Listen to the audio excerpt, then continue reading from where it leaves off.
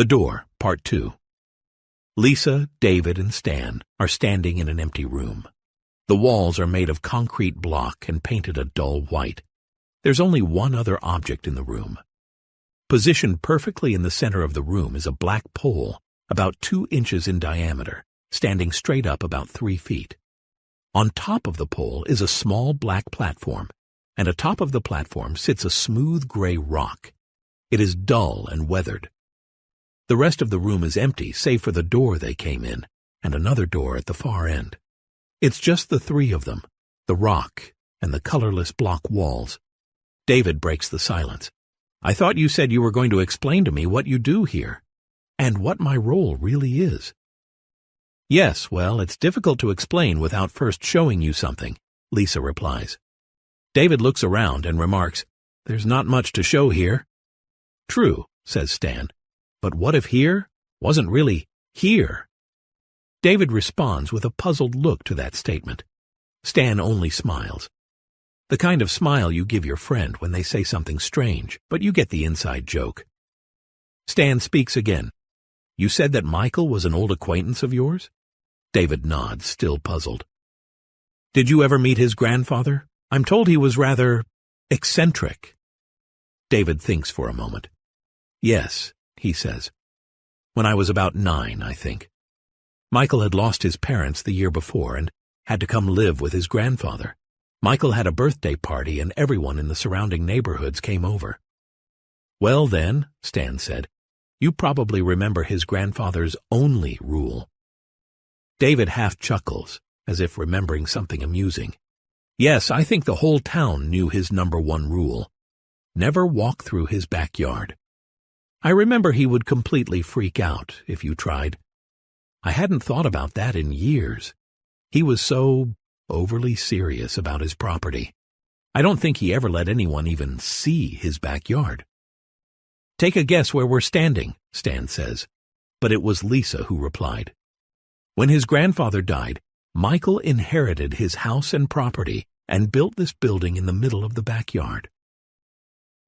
Lisa reaches out her hand as if to ask David to take it. He does. "Walk with me," she says. Lisa walks David up to the pole and stops, still holding his hand. Stan's voice becomes very serious. "David, nothing we say can compare with experiencing this for yourself. In a moment we're going to ask you to close your eyes and then take 2 steps forward. After that, Lisa is going to ask you to open them again. Will you trust us long enough to walk 2 steps with your eyes closed?" David nods, but recognizes how odd the request is. "Good," Lisa says. "Close your eyes." David takes one last look around the empty room and then closes his eyes. The darkness of his eyelids is all he can see. But before he can start to think of how unusual this is, Lisa speaks. "Take 2 steps forward with me." David complies. He can hear the soft rustle of clothes as they step forward. Then he feels a breeze on his cheek. "Open your eyes," she says. As David opens his eyes, the black gives way to reveal a beautiful sunset over the ocean. Lisa and David are standing together on the sandy shore of a beach. The building is gone. The house is gone. The neighborhood is gone. It's as if they are on the other side of the world. David is completely without words. He fumbles to say something, but all words fail him. Lisa hugs David's arm. "Breathtaking, isn't it?" she finally says. David finds his voice. "How did we get here? Is this real?" "I don't know the tech stuff," she says. "But no, it's not a hallucination, and yes, this is real." David bends down and picks up some sand.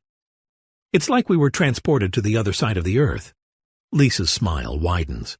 "Close, only this isn't Earth," she says. David looks at Lisa, puzzled. Lisa points up into the sky. David's eyes follow her hand. There, hanging in the sky, are 2 moons. They are close to each other, and one is clearly bigger than the other.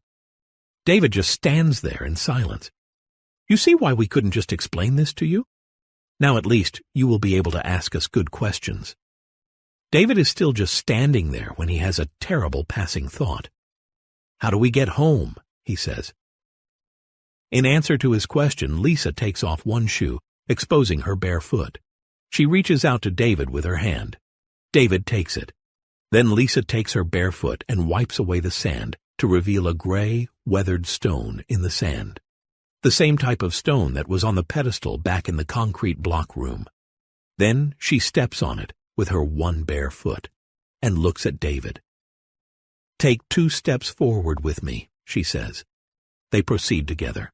With the first step, they move forward, but with the second, they disappear. The beach is empty. Then suddenly they appear back in the block room. Stan is waiting for them. Upon seeing David's bewildered face, Stan says, "We call it the door, because when it opens, it takes us to faraway places." Let's go back inside the house. Marcus makes a mean southern sweet tea, and you need some more explanation. An hour later, David is in the dining room pacing in front of the dining table. Stan, Lisa, and Marcus are sitting down at the table. For the last hour they have been explaining to David what it is that they do, how they use the doorway. Despite the explanation, David's shock and confusion has not subsided. "I'm just not understanding this. Let me just wrap my brain around it. You say you've encountered people on these planets? Like aliens?" Marcus speaks up. "No, all the people we have encountered have been human, just as human as you and I." Lisa chimes in, with all the same wants: happiness, joy, peace, security. "But you said you're interacting with them," David interrupted. "You're helping them. Help them do what?" "Well, last month we were helping a family plant their crops differently. It should give them better yields, more food, less loss due to pests." David is desperately trying to grasp what he's heard so far. "So, you're walking through that door?" David points in the direction of the backyard. "Traveling to the other side of the galaxy to do what? Plant seeds in the ground?" Lisa gets a little defensive. "What's wrong with that?" David responds, "I don't know, I just thought that you would be doing something more.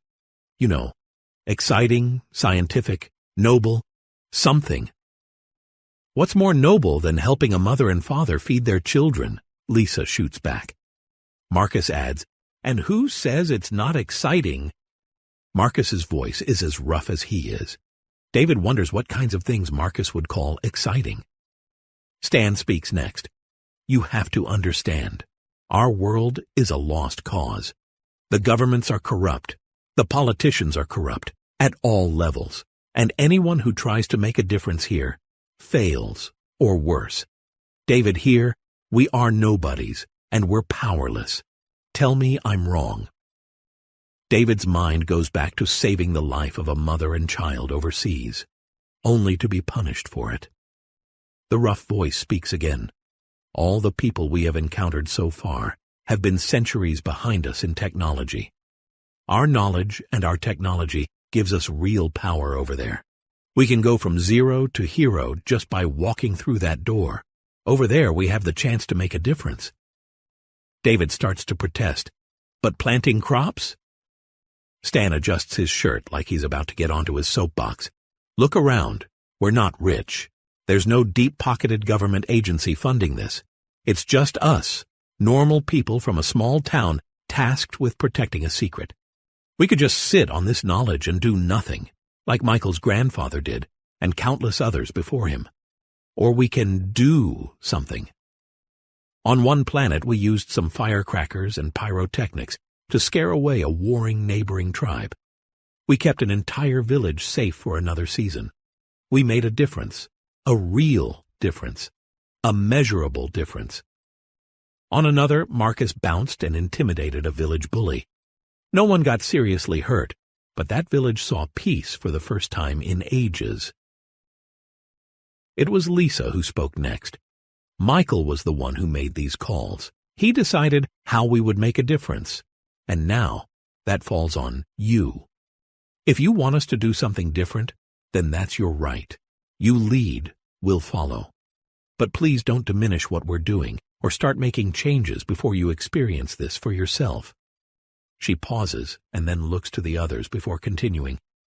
"I think the best thing you could do is go and meet the farming family. See for yourself what we've done."